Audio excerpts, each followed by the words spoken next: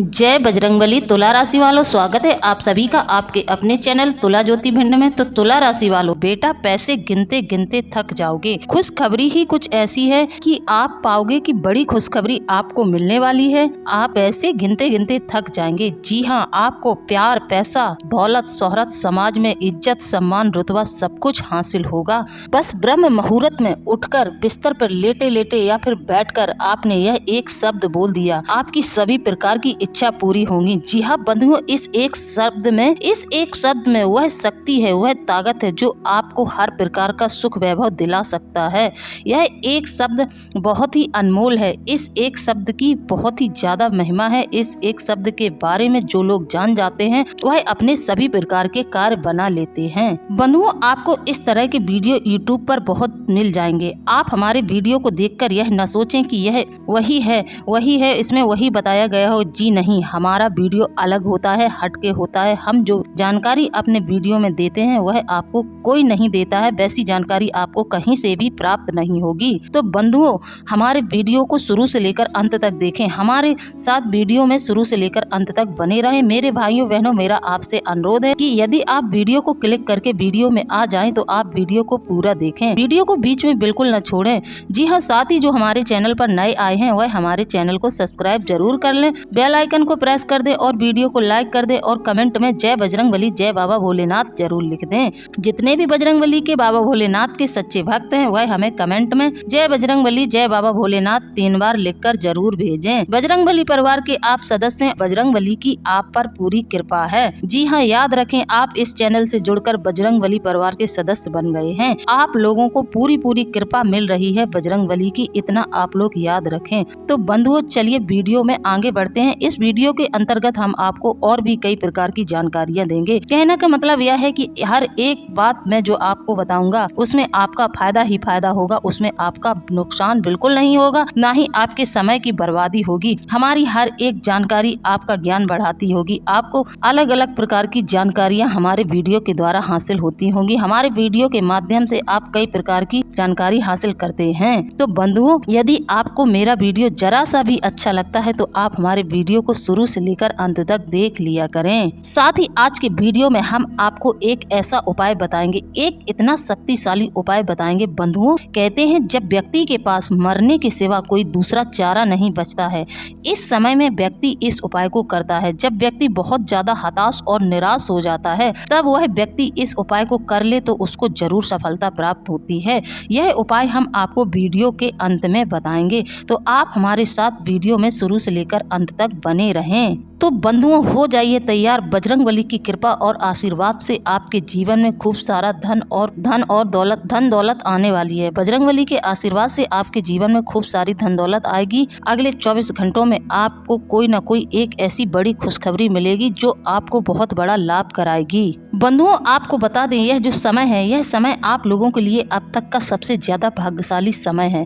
तो ऐसे भाग्यशाली समय में यदि आप लोग कुछ हटके अलग कर लेते हैं, कुछ उपाय वगैरह कर लेते हैं तो आपके जीवन में और ज्यादा गति आ जाती है, आपके कार्यों में और ज्यादा तीव्रता से गति आ जाती है। तो जैसे कि हमने आपको बताया, आप सुबह उठकर एक शब्द बोलने का नियम बना लें तो आपके जीवन में चमत्कार हो जाएगा। तो बंधुओं, यदि आप लोग 7 दिन लगातार बिस्तर पर बैठे बैठे सुबह उठकर इन शब्दों का उच्चारण करते हैं तो उसी क्षण आपकी सभी प्रकार की इच्छाएं पूरी हो जाएंगी। चाहे फिर वह आपकी कैसी भी इच्छा हो, इच्छा आपकी जरूर पूरी होगी। यह समय, इस शब्द का प्रयोग जब आपको करना है तो वह कब करना है? आपको ब्रह्म मुहूर्त में करना है। वैसे तो बंधुओं, आपने ब्रह्म मुहूर्त के बारे में बहुत कुछ सुना होगा, कई वीडियो यूट्यूब पर डले हैं जो आपने ब्रह्म मुहूर्त के बारे में बहुत सी जानकारी ली होगी। फिर भी मैं अपने वीडियो में आपको कुछ बताना चाहती हूँ, तो कृपया ध्यान पूर्वक सुनिए। तो बंधुओं, शास्त्रों के अनुसार देखा जाए तो हम समय को 4 भागों में बांटते हैं। पहला समय जो रात्रि का समय होता है उसको रुद्रकाल बोलते हैं। रुद्रकाल समय होता है शाम 6 से 9 बजे तक। दूसरा होता है राक्षस काल, यह होता है 9 से 12 तक। तीसरा होता है गंधर्व काल, जो 12 बजे से 3 बजे तक का समय रात्रि में गंधर्व काल का माना गया है। और चौथा समय होता है वह होता है मनोहर काल। चौथा पहर है जो अंतिम काल माना जाता है रात्रि का, और इसी के अंतर्गत आता है ब्रह्म मुहूर्त। अब आप लोगों की यह कंफ्यूजन हमने दूर कर दी है। ब्रह्म मुहूर्त का मतलब होता है, ब्रह्मा का मुहूर्त। ब्रह्म का मुहूर्त, ईश्वर का मुहूर्त, देवी देवताओं के मुहूर्त का समय ब्रह्म मुहूर्त कहलाता है। ब्रह्म मुहूर्त में ब्रह्मांड की दैवीय शक्तियाँ हमारे सबसे नजदीक होती हैं। दूसरा, जो प्राण वायु होती है उसकी शक्तियाँ इस समय बढ़ जाती हैं। इस समय यदि आप लोग जागरण कर लेते हैं, आप ब्रह्म मुहूर्त में जाग जाते हैं, तो यह प्रयोग इसी समय का है। 4:24 से लेकर 6 बजे के बीच का जो समय होता है वह ब्रह्म मुहूर्त का समय होता है। इस समय में आप इस प्रयोग को कर सकते हैं, तभी यह फलदायी होता है। इस समय में यदि आपने इस उपाय को किया तो यह जरूर फलित होगा। आपकी ऐसी कोई इच्छा नहीं है जो पूरी ना हो सके, तो यह ब्रह्म मुहूर्त का समय है। प्राचीन काल में आपने देखा होगा, पुराने समय में हमारे जो बड़े बुजुर्ग थे वह जल्दी सोते थे और जल्दी जागते थे। जल्दी सो जाते थे और सुबह जल्दी ही 4 बजे वह जागकर बैठ जाते थे और राम नाम का सुमरन करने लगते थे।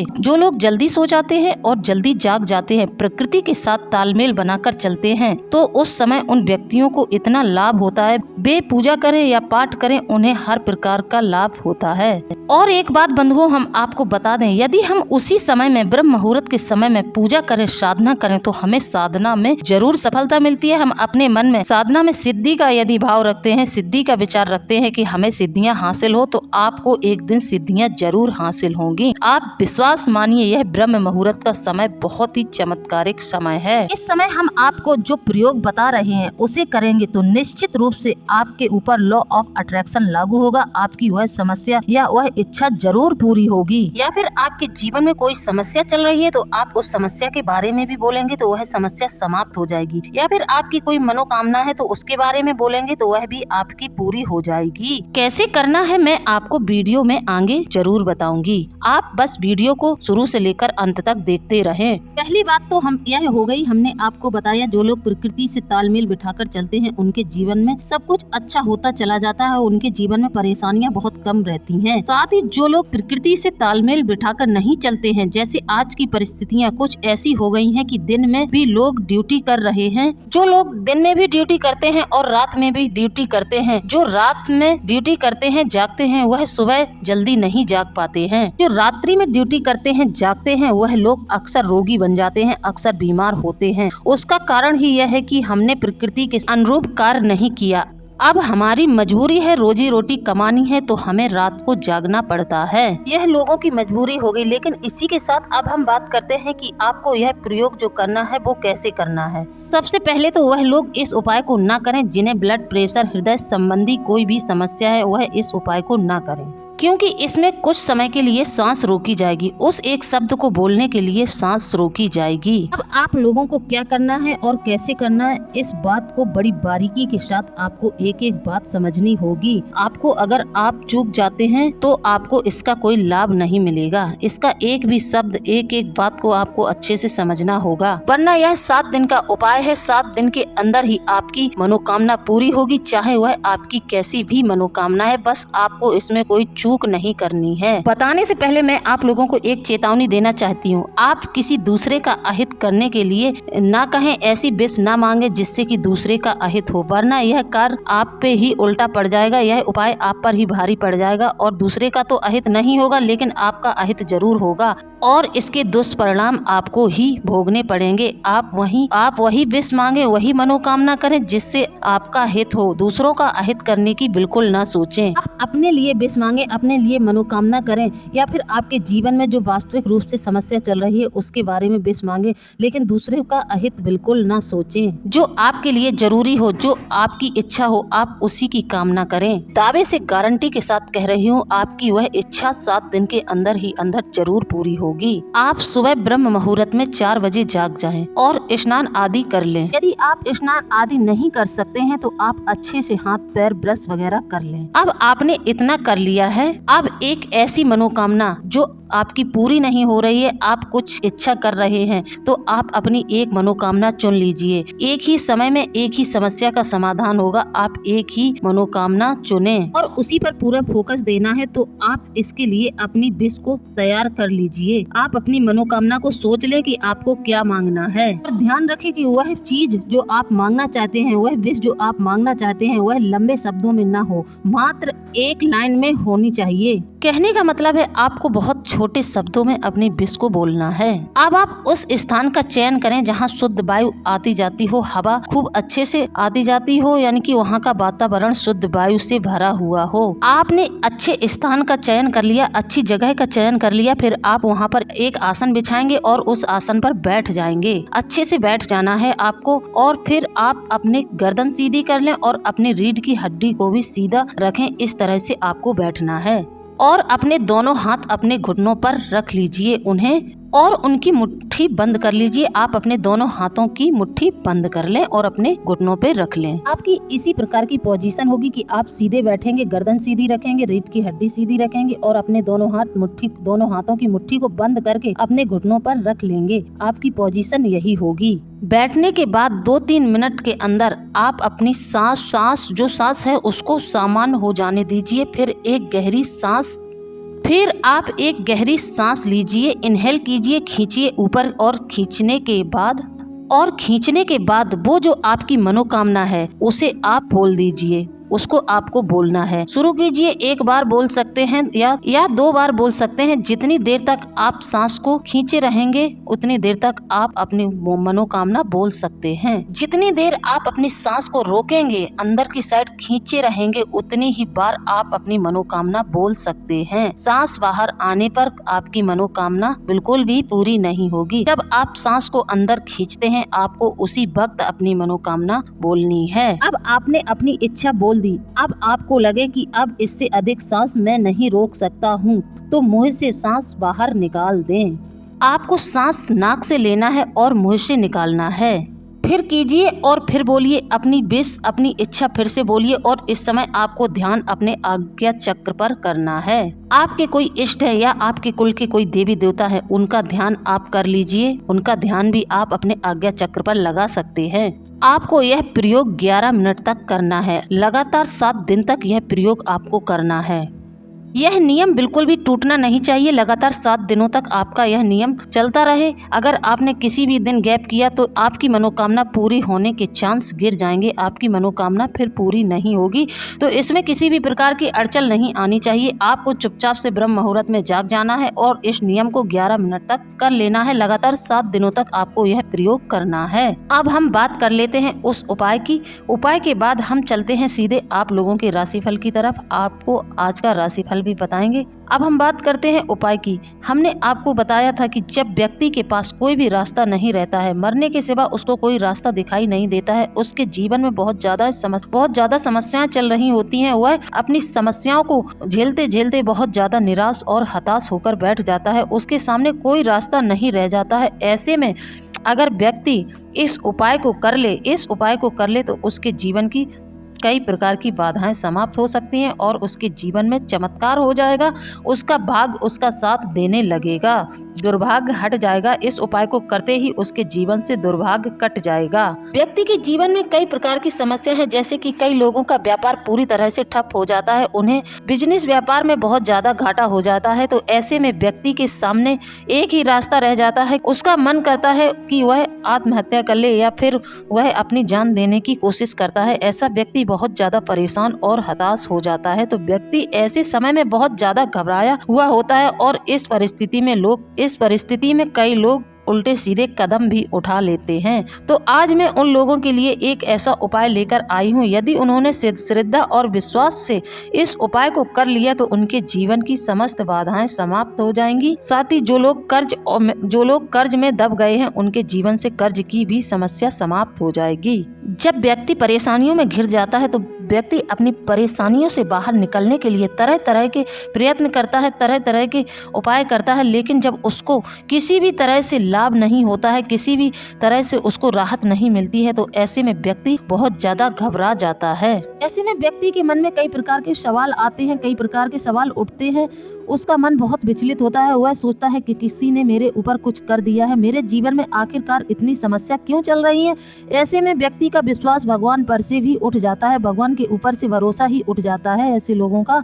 इस समय व्यक्ति कई प्रकार के तांत्रिकों के पास, ओझाओं के पास जाते हैं अपनी समस्याओं का समाधान निकलाने के लिए, लेकिन कोई भी उनकी समस्या का समाधान नहीं कर पाता है। व्यक्ति कई जगह जाता है लेकिन उसे उसकी समस्याओं से छुटकारा नहीं मिलता है। दिन प्रतिदिन उसका कष्ट बढ़ता जाता है। ऐसे में व्यक्ति हार जाता है, निराश हो जाता है, हर तरफ से हताश होकर बैठ जाता है, फिर सोचता है कि आप क्या करें। ऐसे में व्यक्ति के सामने मरने के अलावा कोई दूसरा चारा नहीं रहता है। व्यक्ति के दिमाग में बस यही एक ख्याल आता है, अब हमारे सामने मरने के अलावा कोई रास्ता ही नहीं बचा है। तो ऐसे लोगों के लिए मैं एक ऐसा उपाय लेकर आई हूँ, चमत्कारिक उपाय। यदि उन्होंने यह नियम पूर्वक अच्छे से कर लिया, इसमें कोई विघ्न बाधा न आई, तो उनके जीवन में चमत्कार हो जाएगा, भाग्य के दरवाजे खुल जाएंगे। ऐसी परिस्थिति में लोग आत्महत्या भी कर लेते हैं। यदि किसी के सामने इतनी भयंकर परिस्थिति हो तो ऐसे में व्यक्ति घबराकर आत्महत्या कर लेता है। कई ऐसे हादसे हमने देखे हैं अपने जीवन में, कई लोगों के साथ यह हादसे हुए हैं, कई लोगों के जीवन में यह घटना घटित हुई है, कई लोगों ने अपनों को खो दिया है इन सब घटनाओं के घटित होने पर।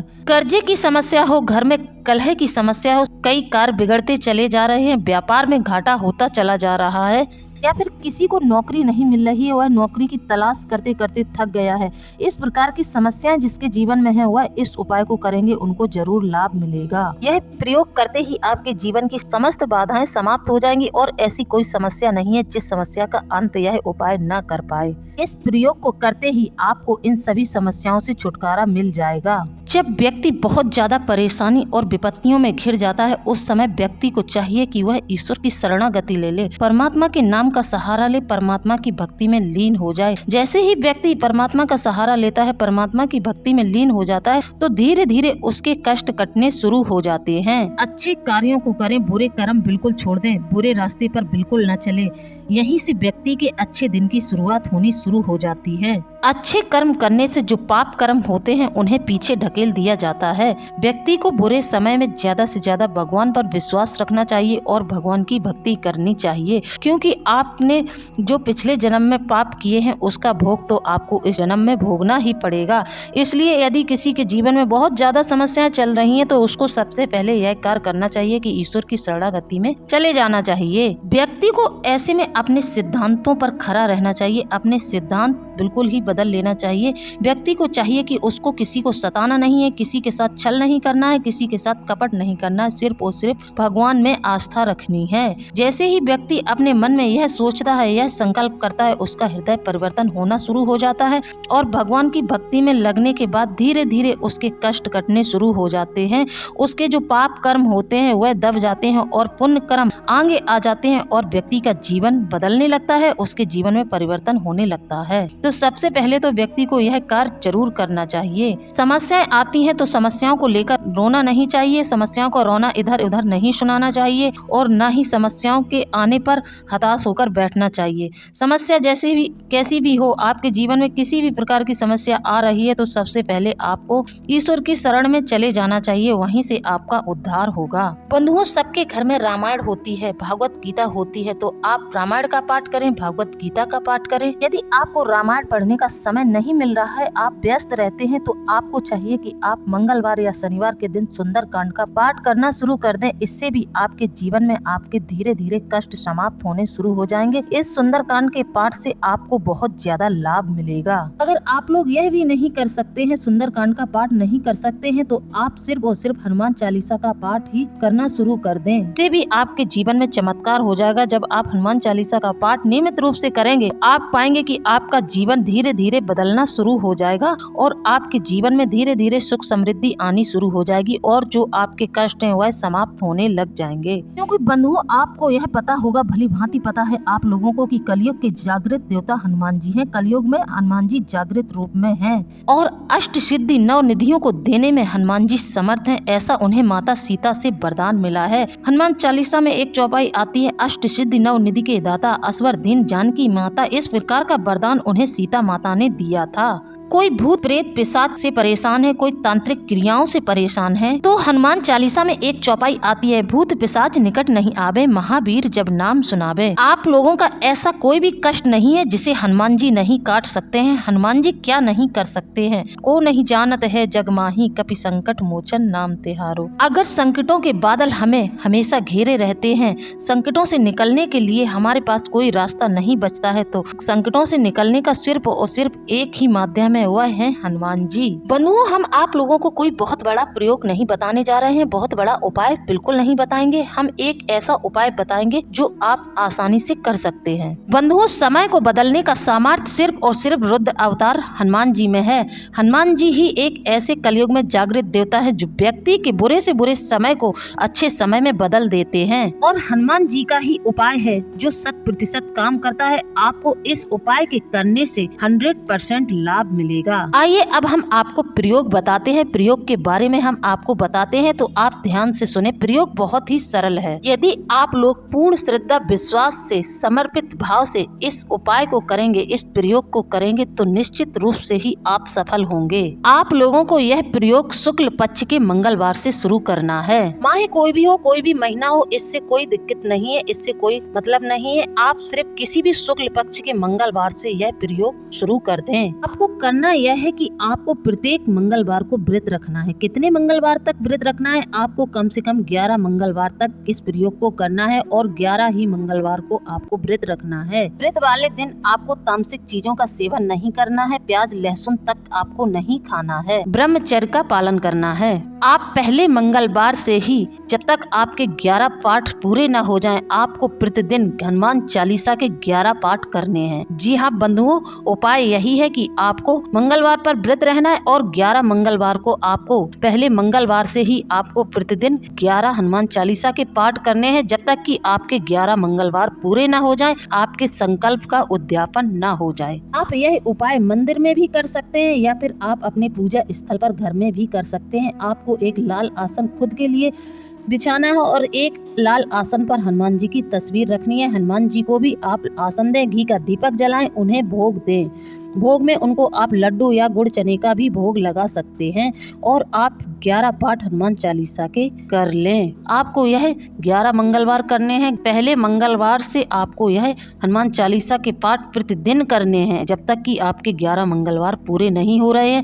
अब आपके 11 मंगलवार जितने समय में पूरे हो रहे हैं, आपको प्रतिदिन ही 11 पाठ हनुमान चालीसा के करने होंगे। यह उपाय बहुत सरल है और हनुमान जी बहुत जल्दी प्रसन्न भी होते हैं। बस आपको नियम से करना है, क्योंकि दुखियों का दुख दूर करने में हनुमान जी अग्रणीय हैं। आपके जीवन की कोई ऐसी समस्या नहीं है जो हनुमान जी समाप्त ना कर सकें। आपके जीवन में किसी भी प्रकार की बाधा चल रही है, आप हनुमान जी की शरणागति ले लें, आपके धीरे धीरे कष्ट कटने शुरू हो जाएंगे। तो बंधुओं, आप लोगों को मेरे द्वारा दी गई जानकारी कैसी लगी है? यदि जानकारी अच्छी लगी है तो आप हमें कमेंट में जरूर बताएं। इसी के साथ अब हम वीडियो को समाप्त करते हैं। मिलते हैं अगले ज्ञानवर्धक वीडियो में। जय बजरंगबली, जय बाबा भोलेनाथ। धन्यवाद।